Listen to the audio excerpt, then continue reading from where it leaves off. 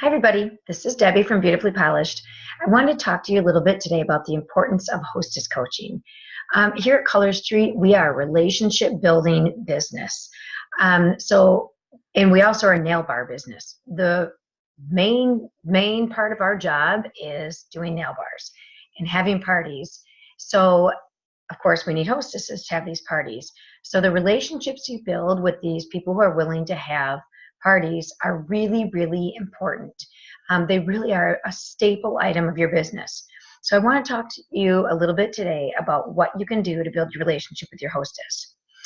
First and foremost, you want to make her your partner. You two are going to work together at this nail bar to give her the most successful nail bar she can have and the most product that she can get for free.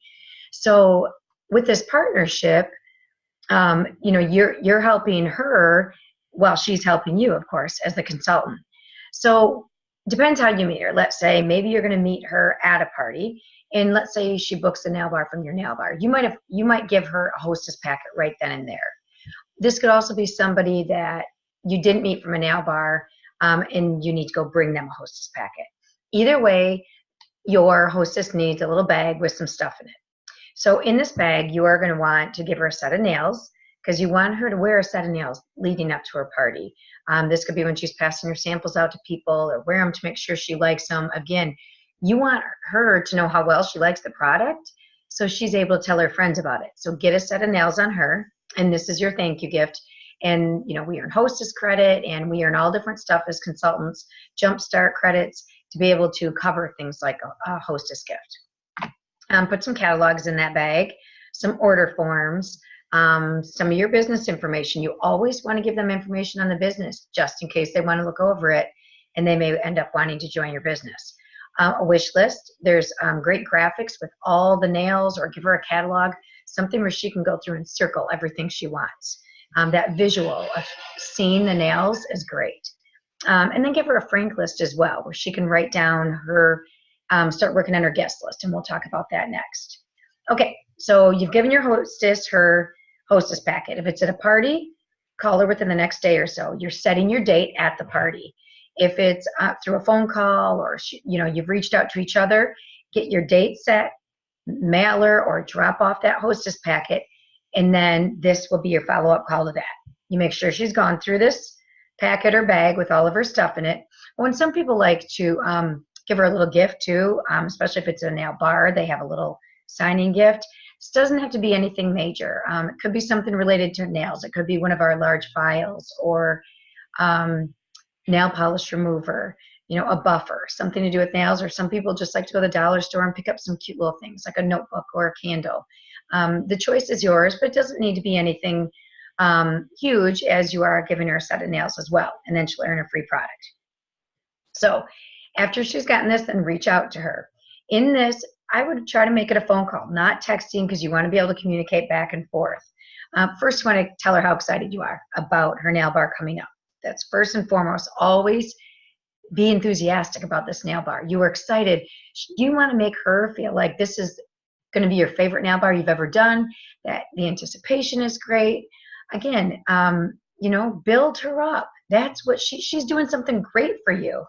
Tell her to keep her party simple. We don't need to do a lot of fancy food, tons of alcohol. You don't want her spending hundreds of dollars on this party to, get $60 back in nails, unless that's her choice. But emphasize it doesn't have to be done.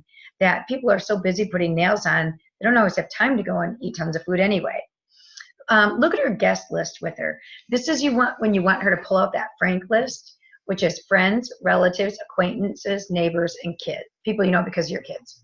Have her pull out that list and have her start to work on it. And explain why the benefit of that list is it gets people coming from all different groups instead of just one group. So she touches on all sorts of people. People are, a lot of people these days are so busy, they're actually looking for a reason to get out. And so by offering the party, you're giving her an excuse, and her friends an excuse to all get together. And a lot of people like that now. So discuss who's going to get the invites out. Is it going to be on your end as the stylist, or her end as the hostess? Is it going to be paper invites that she gets the addresses to you? Is it going to be Evite through the internet that you or she, one of you guys does, you know, who is getting them out? Is it going to be through the back office? Is it texting, emailing, messenger? However she communicates the best with her friends is what she's going to want to do. So discuss who's going to do that.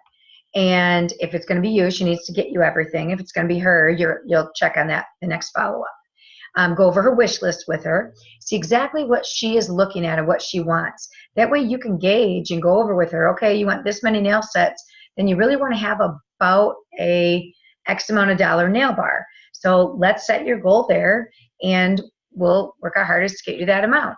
So then when you check in with her next time, you can kind of gauge by how many people are coming, where she should be about-ish. Most people do about a buy three, get one free. So if you have about 8 guests coming who do a buy three, get one free, you're looking at around a $300 party. So you can kind of gauge it from there with her. So your second call, you want to confirm that you sent the invites out, or make sure she has. Make sure, check in, see if she's been giving any samples out to people, ask how that's going. Again, you're showing her you're really excited. When you're talking to her about the samples, ask her, take that time to ask her, who'd you give them to? What was their feedback? Are they able to come to the party? Same with the wish list. When you're doing that wish list with them, this is your time to get to know that hostess. So, oh, I love that set. What makes you want to get that set? Oh, this one's really pretty for that. Discuss why she wants these different nails. So again, you're getting to know her, and you are able to build rapport with her before the party, especially if, again, this is someone in your cold market that you don't know well. So outside orders, there's kind of 2 ways you can look at outside orders. I personally give out paper orders, because I feel if you put the link on for their party ahead of time and they order ahead of time, that sometimes distracts the people, and they think, oh, I'm not going to come, then I'm just going to place an order. You'd rather have these people, and explain that to your hostess, we'd rather have your friends in person. They're in an excited environment. They're all trying it. It's more fun. They help each other think of ideas of what to do with the nails for gifts or for their outfits or what have you. So the more people you get to the party, the better. So if she wants to collect outside paper orders, and then you can input them after, but I would put the link up if she's going to have outside orders that people want to go in and order after the party. And another reason is sometimes your hostess, we call what's called flipping the hostess, where your hostess signs up to join. And if you put orders in ahead in her link, then, or in your link, under her party, those can't transfer to her. But any paper orders or anything you do that night, if she decides to become a stylist, you can put it all right in through her, and it becomes her first party. So, the opposite argument to that is, if you have those people who weren't going to come to the party and you don't have a link up, then maybe you're going to lose that order. So, discuss with the hostess and figure out what is going to work best for her group of friends. Okay, so your final call is going to be your last call. What you want to do is remind her to check in with her guests. People she hasn't heard from, maybe this is a good time she can text or call and just check in to see if they're able to come. Again, you want to be enthusiastic with her, so she's enthusiastic with her friends. Tell her she could do text to remind them. So make it personal. Tell her to reach out to these people to make that personal follow-up invite. Go over how many people have said yes. Then again, you can kind of talk about roughly what people order to give her that ballpark for about where she should be at for sales, assuming, it's an average party. So, then you can talk about, after the party's done, we can look at outside orders or whatever. And then again, remember, you are working on being personal. Maybe have her share a little bit as she's telling you about what guests are coming. Ask about them. Oh, what group are they from? Or are these guys friends? That way you'll have an idea of that. Maybe there's one person who's not going to know anybody. And so that's a good person for you to maybe make contact with the night of the party. Check in with her, see what time she wants you there. Make sure you give yourself enough time to get there, be calm, and be set up before the guests arrive. The last thing you want to do is be setting up when guests arrive. By the time the guests come, you should be ready to help her greet them, introduce yourself, and mingle. You never want to be in one room and have the guests in the other room. So before the party starts, that is your time to build rapport. Remember, people are coming here because of the hostess. They're friends with the hostess. They're not coming for you. Okay? So you want to build relationships with these guests because they're right now they're believing everything the host is telling them. These nails are great. So the more enthusiastic you've gotten the hostess, the more she's pumping the product and doing your job pre-sale. Now it's you who's going to get in there. Now you need to sell yourself. So as you're chatting with them, ask them about them. This is your time. Don't talk about nails. Just talk about them. Find out about our guests. Introduce. Maybe you knew some stuff ahead of time from the hostess you can ask them about. Build rapport with them, and then start your presentation. Then you're selling yourself and you're working on the product. So it really is a partnership between you and the hostess. She may not even realize she's good at sales, but her promoting it to her friends is helping you sell. And then you are helping yourself sell by just building relationships at the beginning of the party. Now it's the sales part where you're into the nails and working on the actual closing of the deal. Again, during the party, make her feel special. This is where you're complimenting her, showing everybody what she's getting. You want these guests to see the way you're treating her and think, wow, I want to be treated that way. I want to do a nail bar. This is so much fun. You are going to determine if those people want you in their house. And if you're not making an effort with them, they're not going to want you in their house to do a nail bar and coming to their friends. So work on, your attitude and how much fun you're having and the conversation you're making and how special you're making the hostess feel.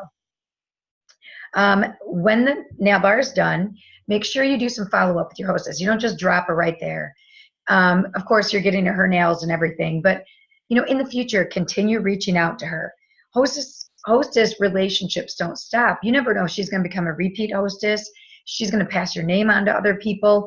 She did a great thing for you by helping your business. So treat her that way. Add her to your VIP group and continue that relationship with her. And if you did a great job at making her feel really good and made it really easy for her to have a party, sharing lots of free stuff, she had fun, she's more apt to have a nail bar again. All right? So smile, have fun, and build those relationships with your hostesses and their guests. But again, the key is working with her ahead of time so she feels she is having a successful party and it's one of the best parties you've ever had. You show up and there's 2 people there, you still treat her like this is an amazing nail bar. You never want that hostess to feel bad. You treat it just like you would the nail bar with 20 people. You're just as happy, just as enthusiastic, because that could potentially be 2 new customers. All right? So everybody have a great day and get out there and work with your hostesses.